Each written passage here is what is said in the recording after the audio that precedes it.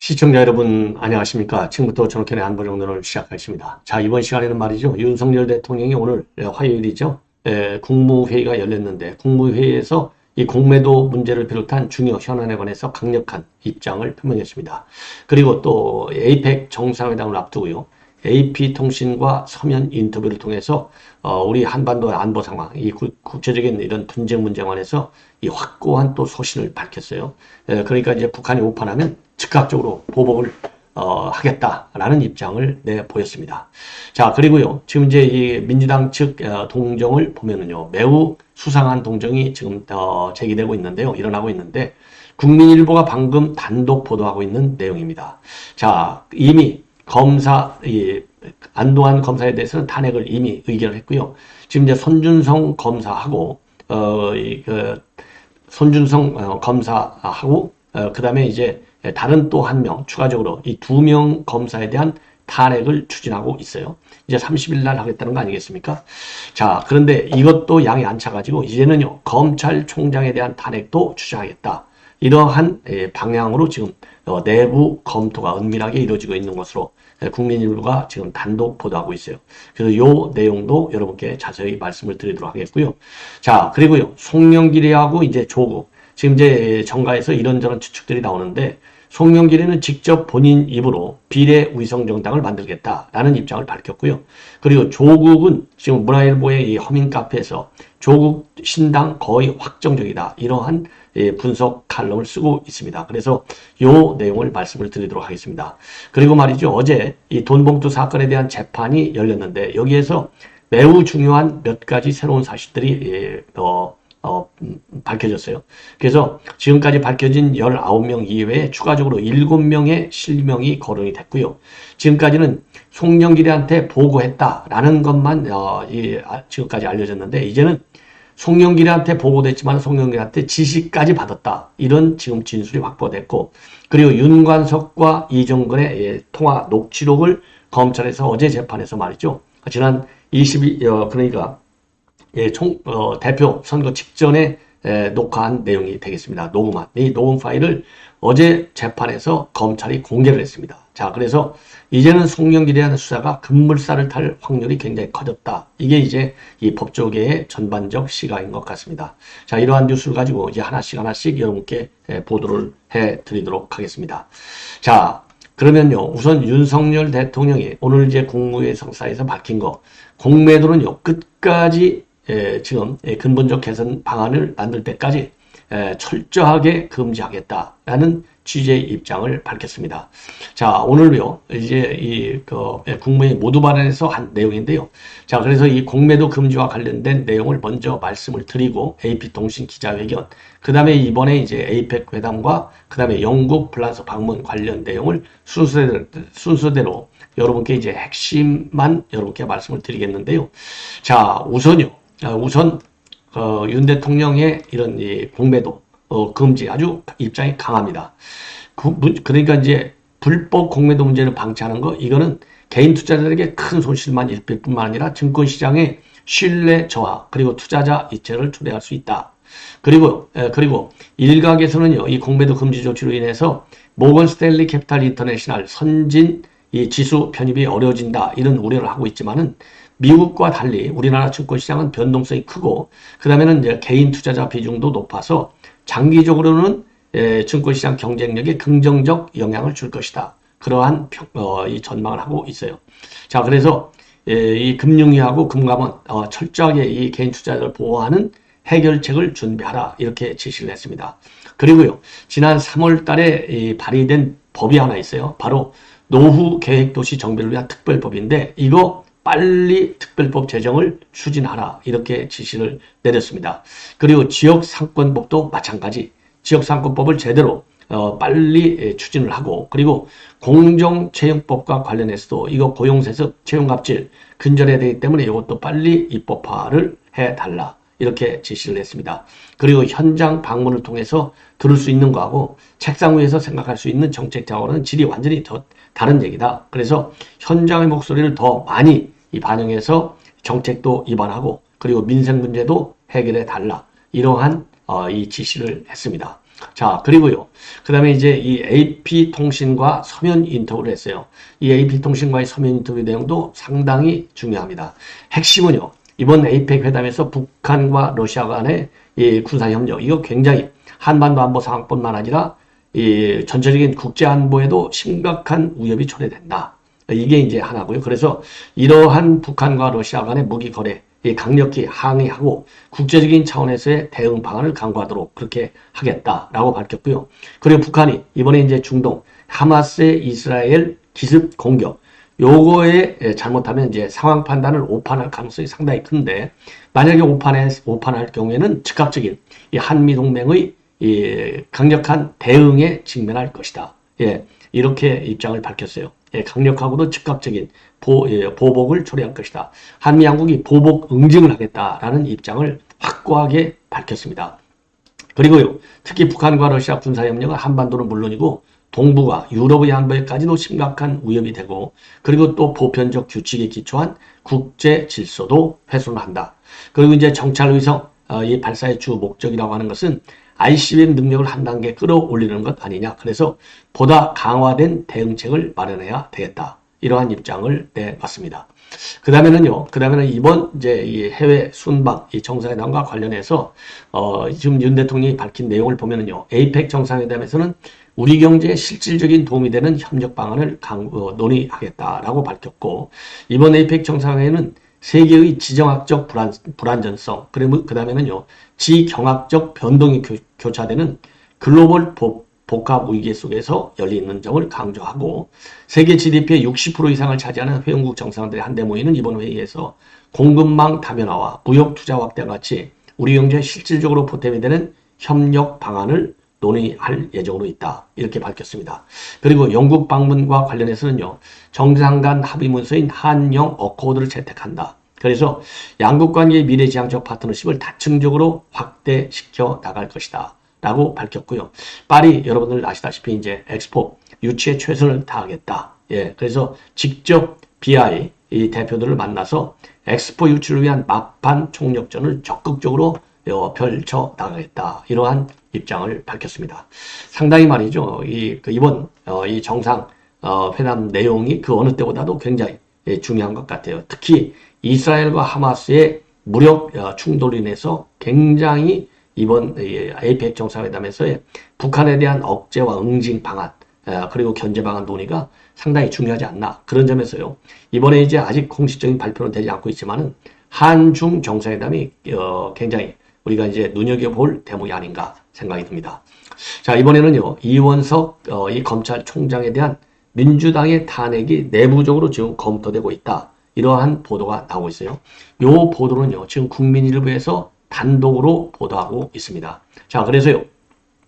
지금 이제 이 이유 중에 하나는요. 지금 이제 김건희 여사에 대한 수사를 사실상 지휘할 책임자가 이원석 검찰총장인데 이원석 검찰총장이 김건희 여사에 대한 수사가 이렇게 이제 무죄 쪽으로 이렇게 넘어간 거, 무혐의 쪽으로 넘어간 거, 이거는 바로 이원석 검찰총장이 제대로 수사 지휘를 하지 않았기 때문이 아니냐. 예, 요래서 이거 그냥 둘 수 없다는 것이죠. 그래서 지금 이제 이 손준성 검사장이 이제 승진됐죠. 그리고 이정석 수원지검 차량검사 이 두 사람에 대한 탄핵을 지금 이제 추진하겠다. 이미 뭐 지난번에 냈는데 이게 이제 결국은 이제 철회했지 않습니까? 그래서 30일 날 다시 두 사람 탄핵을 추진하는데 여기에 만족하지 않고 이원석 총장 탄핵이라고 하는 초강수 카드를 지금 들고 나온 것으로 지금 보입니다. 자, 그래서 내년 총선을 앞두고요. 지금 민주당에서는요, 쌍특검에도 만족하지 않고, 그래서 이제 이원석 총장에 대한 탄핵까지 지금, 거론하고 있는데, 지금 이제 이 보도에 따르면요, 민주당에서는 김건희 여사 특검, 그리고 김건희 여사 수사, 이 지휘 불충실, 요걸로 인해서 이원석 총장에 대한 탄핵 카드가 결코 나쁘지 않다. 이렇게 내부적으로 판단을 하고 있다는 거예요. 더군다나 김건희 여사 주가 조작 의혹은 물론이고 지금 양평 고속도로 때문에 새롭게 제기되고 있는 또 이 김건희 여사에 대한 의혹, 그리고 또 양평 이 공지구 개발과 관련된 또 이 김건희 여사 이 친정 쪽이죠. 예, 의혹, 이런 것들도 수사가 제대로 지금 이루어지지 않고 있는데 이거야말로 결국은 직무유기로 봐야 될 것이 아니냐. 그래서 이원석 총장에 대한 탄핵까지도 검토하기로 했다는 겁니다. 다만 그런데요.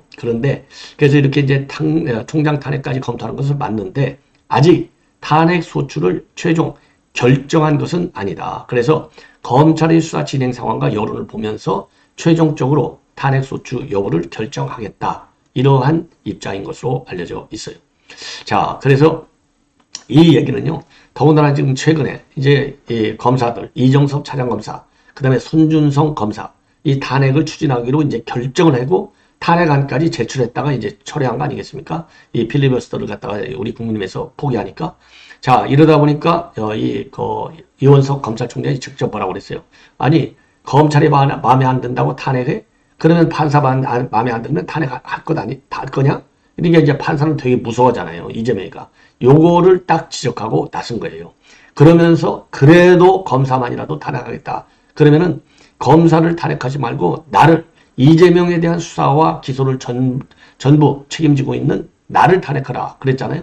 그러니까 요거를 올라타가지고 지금 탄핵을 추진하는 건데 이건 역풍 정도가 아니라 요거는 그러면 이 검찰 쪽에서 말이죠. 아니면 시민단체에서 무모한 탄핵을 하는 거. 이거는 예를 들어서 이원석 검찰총장을 갖다가 직무유기로 탄핵한다. 직무유기 갖고는 탄핵감이 안 되는 거예요. 탄핵은 그냥 죄가 있다고 탄핵하는 게 아니에요. 그냥 죄가 있을 때는 그 제목에 대해서 수사를 하면 되는 겁니다. 수사만 받으면. 또 징계를 받으면 돼요. 예, 감찰을 받으면 되는 것인데 탄핵이라고 하는 것은요. 그런 일반적인 범죄가 아니라 중대한 직무를 수행하는 것이 중대한 범죄 행위를 구성할 경우에 예, 그렇잖아요. 그리고 이제 직무 수행 과정에서 중대한 범죄 행위를 저질렀을 경우, 그래서 범죄의 중대성이 굉장히 강조되는 거예요. 탄핵 이퀄 중대성 이렇게 생각하시면 돼요. 탈법성, 불법성 이거는 정상적인 뭐 징계면 징계, 감찰이면 감찰, 그 다음에 고발이면 고발, 요걸로 가면 되는 겁니다. 통상적인 사법 절차에 불과해요. 일반적인 범죄는. 예, 그러나 탄핵은요, 일반적인 범죄가 아니라 굉장히 중대한 헌법사와 법률 위반 행위에 대해서만 탄핵하도록, 탄핵은 굉장히 헌법상으로 제한적으로 적용을 하도록 그렇게 규정을 하고 있고, 그게 모든 선진 국가들의 법 정신으로 되어 있어요. 그런데 지금 이거를 정면으로 도전하는 게 민주당이 되겠습니다. 자, 그래서 이러다 보니까 지금 이제 뭐라고 되어 있느냐, 이거는 이 검사 이 표적으로 하는 거, 지금 그래서 제가 말씀드린 대로요, 지금 이제 탄핵 대상은 되지 않았지만은 이 처가 범죄 이와 관련해서는요, 이 검찰에서 지금 좌표 찍기 하고 있다고 하잖아요. 좌표 찍기. 이 김명철 검사를 지금 좌표 찍기 하고 있는 겁니다. 그 다음에는 또 하나, 이 공직구에 관해서는 이정화 검사를 또 이 좌표 찍기 하고 있는 거예요. 그래서 김명철 검사도 제가 이제 과거에 보여드렸는데, 이번에는 이제 이정화 검사, 이게 말하자면 처가 범죄와 관련해서 이거를 보호하고 있다. 이렇게 되어 있는데, 이거 전혀 사실이 아닌 겁니다. 예. 요게 그러니까 가짜 뉴스를 가지고 검찰의 좌표 찍기, 그리고 검찰 탄핵까지 밀어붙이고 있는 무모함과, 그리고 일종의 이제 다수당의 횡포를 범하고 있는 지금 민주당이다. 이렇게 이제 보시면 되고요. 자, 이 정도로 해서 이 검사 탄핵과 그 다음에 이제 좌표 찍기를 말씀을 드렸고, 이번에는요, 이 송영길 의원이 이제, 송영길이가 비례정당 출마를 고심하고 있다. 그리고 여기에는 조국 당연히 두를 가능성도 있고, 추미애도 두를 가능성이 있다. 이렇게요. SBS 방송 인터뷰를 통해서 밝히고 있습니다. 예. 자, 그러면서요, 이제 오늘 SBS 김태니 정치쇼에서 이러한 입장을 직접 밝혔어요. 그래서 전국구형 신당이 만들어질 수밖에 없다. 심각하게 고민하고 있다. 예. 그리고 이거는요, 저 개인의 정당이 아니다. 예. 그리고 검찰 독재와 싸울 수 있는 그런 정당이 되고 민주당을 견인할 수 있는 정당이 될 것이다. 이런 입장을 밝혔습니다. 자, 이거 참 뭐라고 그러죠? 이런 걸 뭐 똥꼬집 정도가 아니고 이건 아집이죠. 아집. 예. 자, 그리고 조국도 얼마나 억울하겠느냐. 자기 명예회복을 위해서 전국의 공간이 열리되면 자기하고 연대할 가능성이 있고 모든 연대 가능성에 지금 열어놓고 있다. 이런 입장을 밝혔어요. 그리고 추미애도 마찬가지로 동조할 수 있다. 이런 입장을 내놨는데 참 꿈은 야무지게 꾸고 있습니다. 이번에요. 놈놈놈 시리즈 때문에 송영길 정치 생명은 끝났다. 그리고 안 끝났으면 끝나도록 해야 되겠다. 이러한 생각이 듭니다. 자, 이번에는요, 이 문화일보의 허민 정치 카페에서 주장하고 있는 칼럼 내용인데요. 자, 조국은 증오의 조직화. 증오의 조직화라는 거 이제 여러분들 뭐 말씀만 들어도 알잖아요. 윤석열 정부에 대한 증오 조직화를 얘기하는 거예요. 그래서 최종적으로 윤석열 정권의 퇴진, 이거를 목표로 한 위성 정당, 그러니까 조국 신당을 만드는 것은 이게 기정사실로 봐야 된다. 이러한 입장을 내놓고요. 그리고 시간표까지 지금 그려놓고 있습니다. 그래서 조국이는요, 총선 출마를 선언해서 이거를 세력화하는 과정에 있고 신당 창단은 거의 굳어졌다. 이렇게 지금 보고 있습니다. 그래서 11월, 12월 동안 이런 이제 작업을 하는 거고요. 내년 4월 이제 총선에서 출마해서 당선이 되고, 왜냐면은요, 지금 출마 지역은 그동안에 이제 뭐 호남선, 그 다음에 이제 관악, 여러 가지가 있었지만은, 그리고 이제 부산, 양산이 있었는데, 이 허민 카페 주장을 보면은 문재인이가 있는, 왜냐하면 문재인 파리가 제일 쉬운 게 양산이잖아요. 그래서 양산 출마가 가장 가능성이 상당히 크다는 겁니다. 그래서 이제 이 국회에 정식으로 입성을 하면은 진보 연대를 추진하는 거예요. 그리고 민당과의 합당을 하는 겁니다. 이렇게 해서 결국은 윤석열 정부 전복 전략을 추진한다. 이게 이제 조국의 작전이라는 것이죠. 그래서 이 조국의 작전의 이 원동력은 어디에 있느냐? 바로 증오의 조직화에서 시작한다는 거예요. 증오의 조직화. 증오의 조직화, 뭐 여러분들 뭐 무슨 말씀인지 다 아시겠죠? 증오. 그러니까 지금 조국의 이 그야말로 멸문지화, 윤석열 대통령이 책임 있다 이거죠. 그래서 증오를, 그러니까 이 그 증오를 갖다가 조직화하고 재생산해서 윤석열 정부를 쓰러뜨리겠다. 이게 이제 최종 목표로 되어 있고, 그러기 위해서 위성 정당도 만들고 본인은 출마한다. 이렇게 지금 결론을 내리고 있어요. 예. 자, 이 정도가 되면 참 조국하고요. 아까 이제 송영길 얘기, 그 다음에 이 조국 허민의 주장 이런 걸 보면은 조송추, 이게 이제 민주당에서는 안 된다는 거 아니겠습니까? 요것들이 전부 다 위성 신당을 만들 가능성이 그 어느 때보다도 커지는 것 아니냐. 그래서 지금 위성정당 준연동형 비례대표제 여야간의 협상이 진행 중에 있는데, 이러한 사이비 위성정당 창당을 막을 수 있는 모든 노력을 다 해야 될 것이 아니냐. 이렇게 생각이 듭니다. 이제 마지막으로요, 이 돈봉투 사건 관련해서 말씀을 드리겠는데, 어제 재판이 이루어져 있었어요. 여기에서 돈봉투와 관련해서 이제 어제는요, 주로 강내구 답변이 있었습니다. 여기에서 7명의 의원 명단이 새롭게 나왔습니다. 이성만, 임종성, 허종식, 김용호, 박영순, 이용빈, 윤재갑. 이런 사람들이 이제 새롭게 거론이 됐고요. 그리고 이 오더, 송영길을 찍으라는 오더를 대의원에게 내리라고, 민주당 의원들에게 돈을 내리라고 한 사람은 바로 김병기였다. 그리고 백혈에는 내릴까 말까 망설이고 말로만 내리겠다라고 잘 안 내리더라. 그래서요, 오더를 내린 사람은 바로 김병기, 그리고 협조하지 않은 사람은 백혜련, 요 두 사람의 실명도 이번에 처음으로 나왔어요. 자, 그리고 이게 이제 도표인데요. 이 돈봉투는 4월 28, 29일 날 온라인 투표가 이루어지는 날, 그리고 재외국민 대의원 이메일 투표가 이루어질 때 28, 29일 날 집중적으로 살포했다. 그리고 돈 살포는요, 그 지금 윤관석이는 달라고 해서 줬다. 이거 아니겠습니까? 그런데 사전에 철저하게 기획을 통해서 돈 봉투를 뿌렸다. 요게 이제 어제 재판 과정에서 나온 새로운 진술이고요. 그리고 요거는요, 이 박용수 보좌관을 통해서 지금 이제 송영길한테 전부 보고했고, 송영길이가 보고를 받고 지시까지 했다. 그래서 지금 이정근이는요, 나는 보고했어 까지만 했는데, 어제 재판에서는 송영길한테 지시까지 내려왔어. 요 새로운 내용이 나왔어요.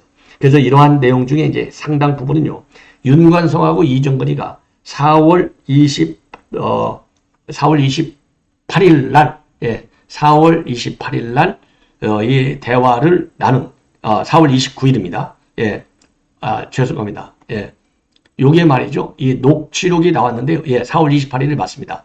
4월 28일 날 윤관성하고 이정은이 통화 녹취록 일부를 어제 공개를 했습니다. 그래서 돈 봉투는 그냥 감사의 표시야. 예, 찍어줘서 고마워. 이 사후적으로 줬다. 이렇게 이제 윤관성이가 얘기했는데 사후로 준 게 아니라 사전적으로 철저하게 기획을 통해서 이 돈 봉투를 줬다는 겁니다. 그래서 예, 이 돈 봉투를 만드는데 강래구하고 윤관성이가 주도적인 역할을 했다. 이렇게 이제 되어 있어요. 자, 그래서 지금 이제 어제 재판에서 선거 날 또는 선거 전날만 이런 오다를 내려도 충분히 당 대표 선거에 영향력을 행사할 수 있다. 예, 요렇게 판단하고 돈 봉투를 뿌렸다는 겁니다. 자, 그래서 돈 봉투 의원들의 이제 새롭게 7명이 이제 폭로가 됐고요.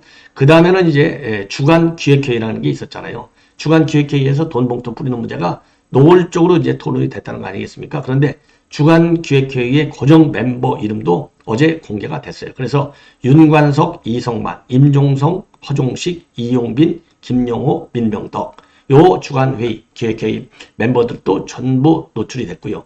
그리고 아까 다시 한번 말씀드리면 7명, 이성만, 임종성, 허종식, 김용호, 박영순, 이용빈, 윤재가 이 7명도 어제 전부 지금 보도가 됐습니다. 즉 폭로가 됐어요. 예. 자, 그래서 이제 송영길이에 대한 이 증인 신문 20일 공판에서 증인으로 이제 이 박용수 보좌관이 신문하게 되어 있는데요. 그러니까 이제 다음 주 공판이 되겠습니다. 여기에서 박용수가 관련 내용을 갖다가 제대로 진술만 한다면은 지금 이제 송영길 수사가 상당히 이 답보 상태에 빠져 있다 이런 보도가 나오고 있는데 급물살을 탈 가능성이 이제 커지고 있는 상황이 아니냐 이러한 전망이 나오고 있습니다. 자, 그래서 이 돈봉투 사건 별로 이 수사에 진도가 없었는데 이제부터는요 여러분들께서도 돈봉투 사건과 관련된 보도를 좀 면밀하게 시청해 주시면 대단히 고맙겠습니다. 이거 송영길이 빨리 데려다가 구속시켜야 되지 않겠습니까? 예, 이것으로 본 방송을 마치겠습니다. 대단히 고맙습니다.